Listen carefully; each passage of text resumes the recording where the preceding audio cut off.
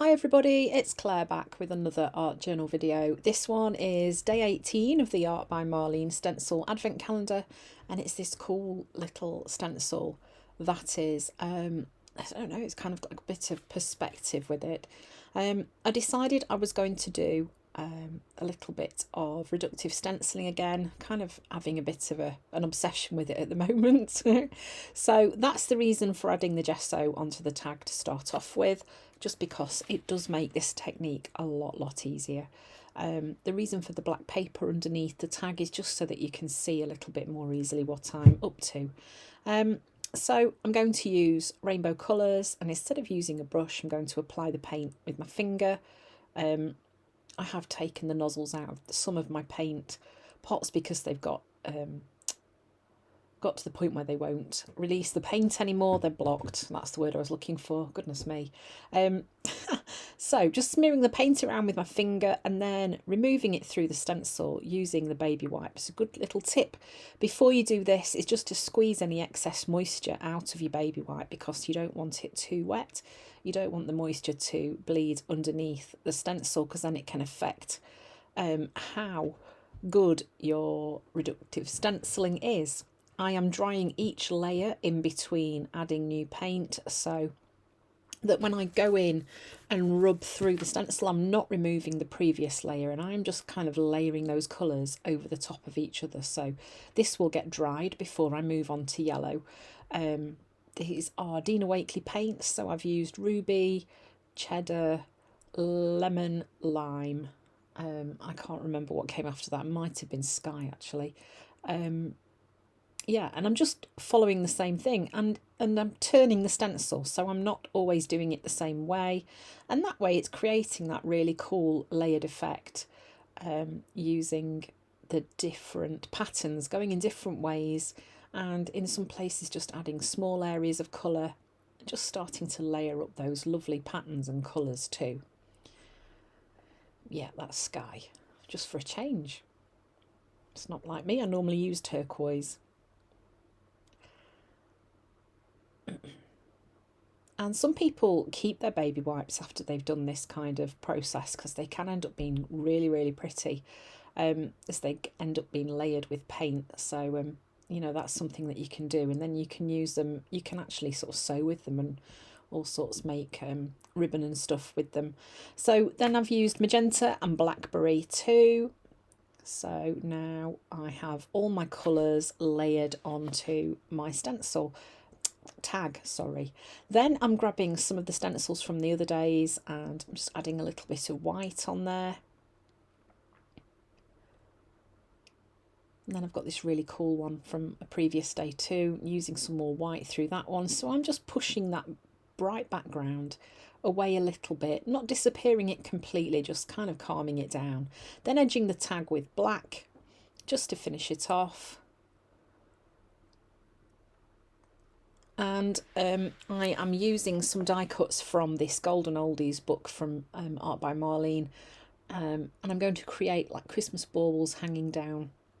So I've grabbed some different circular shapes from the book, and then I'm just kind of working out where they're going to go, and I've stuck those two branches at the top, so they're going to be hanging down from there. I'm using some of Marlene's sticky glue as well, just to pop these in place. And then once they are where I want them to be, I'm going to grab a ruler and a pen and start to add the strings on. So there are not many occasions when I would use a ruler in my art journaling, but this is one of them. Like when I want proper straight lines, quite often I'll just freehand things, but in a situation like this I can't be sure that I'd get them nice and straight, so just like, don't risk it.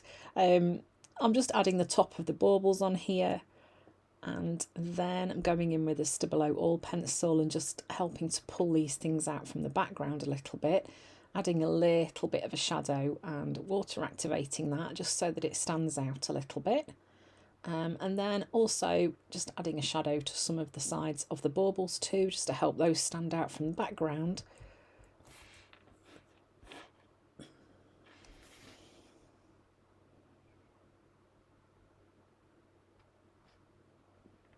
And a few dots on the background too.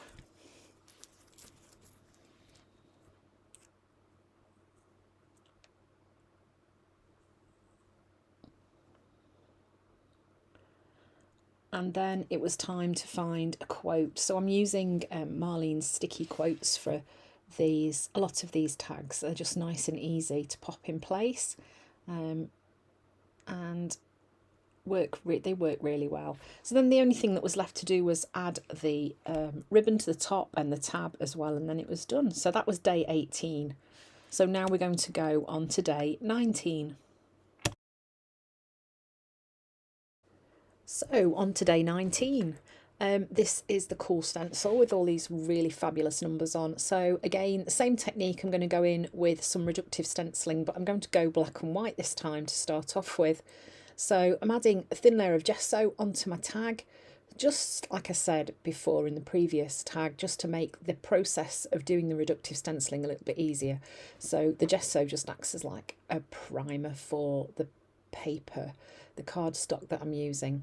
Then I've put on a bit of black paint and I am just dry brushing that onto the tag, and then I'm going to go in with the stencil and the baby wipe that's not too wet and just remove some paint through the stencil. This is such a cool technique. It's definitely my favourite at the moment.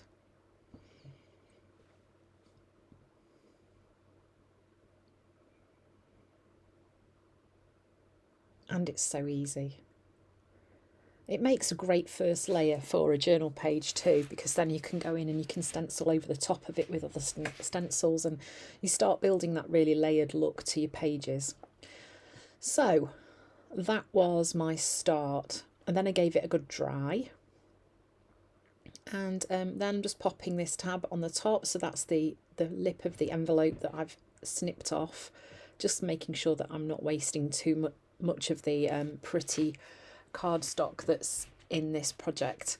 Again, I'm using some of the golden oldies, and I'm going to create a Christmas tree dress for this lady. So I found a couple of sort of green floral type shapes. They were circular, and decided I would cut them into strips and make like a layered dress for her, really. Yeah, I mean, it kind of worked. It was okay. I don't think it's obvious it's a Christmas tree, but you know, I knew where I was heading with it. And it just goes to show, when you've got elements like this, that you can take them and chop them and alter them to create what you want. You just have to have a little bit of imagination, I guess. So I'm just layering these up over the dress that's already there, because I don't want to be able to see that. And I know her arms have disappeared, but I'm not bothered about that. That's fine. And then I'm just going to pop this flower at the top, and then once it's nice and dry, I then do go up the sides and just cut more of like a Christmas tree shape. So just kind of make those sides not rounded and more pointy, kind of gives it a little bit more of a Christmas tree vibe. And maybe you do need a bit of imagination to see this one, I'm not sure.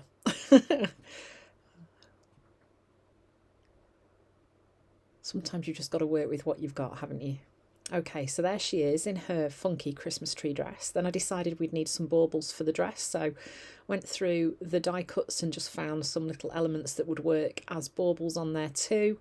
And I did kind of move things around a little bit as well, just to play with it so it felt balanced. Stuck those on, and then she's going to get stuck onto the tag.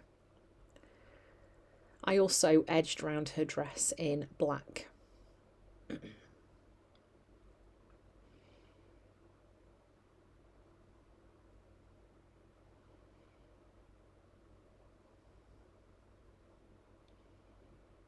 So then I found this little thing in the die cuts that said art supplies, and so I was going to write all I want for Christmas art supplies, and she's going to be standing on there.